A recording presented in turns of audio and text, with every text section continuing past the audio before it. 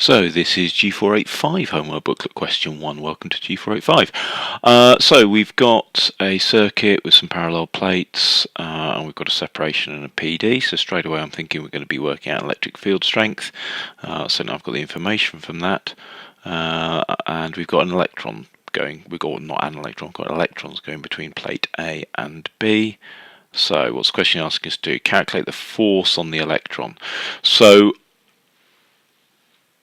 we're trying to get an electric force. We've got a uniform field, so it looks like I was right thinking in terms of calculating the field strength.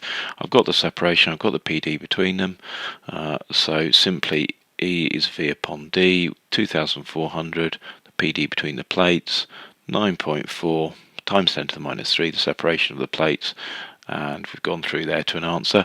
That answer, of course, could be in newtons per coulomb, or it could be in volts per meter. Volts per meter is perhaps more obvious, given how we've just worked it out.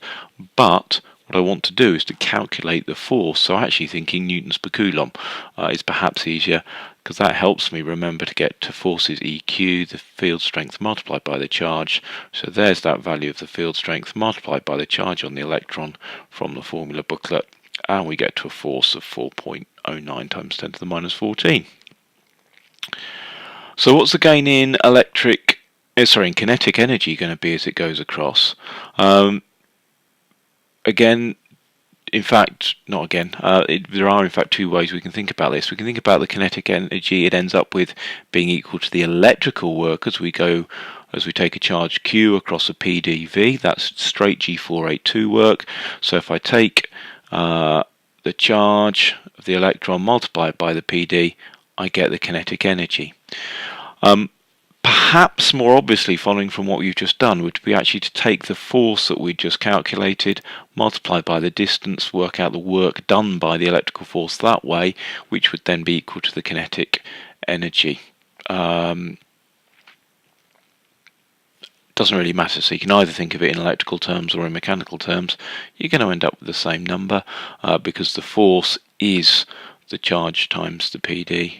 The charge times the electrical field strength, and the electrical field strength was the PD divided by the distance. So we end up essentially doing the same sum either way. Speed of the electron. Okay, so all we're doing there, we're assuming that the speed of the electron initially was 0, so all we're saying is that kinetic energy, the gain in kinetic energy, is equal to the final kinetic energy. So I'm equating that number to a half mv squared. Again, mass of the electron from the formula sheet. Need to rearrange it. V is the square root of that thing times 2 divided by that. We end up with that number 2.9 times 10 to the 7.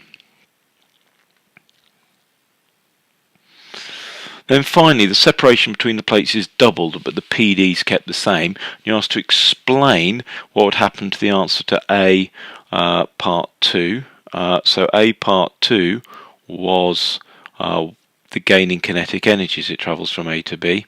And this one is easiest to do if you think in terms of the kinetic energy being equal to QV, the charge times the PD, the electrical work, because that way we've simply got Q and V, which are both quantities which aren't affected by increasing the separation. If you want to do it in terms of W equals FD, you have to think about the two steps. The field strength is halved, which means that the force is halved. So I've got half the force, but the field strength is halved because because D has doubled. E is V upon D. So if I'm doubling D, which I am, at the same time I'm halving F, that gives me no overall change. So that was G485 homework booklet question 1.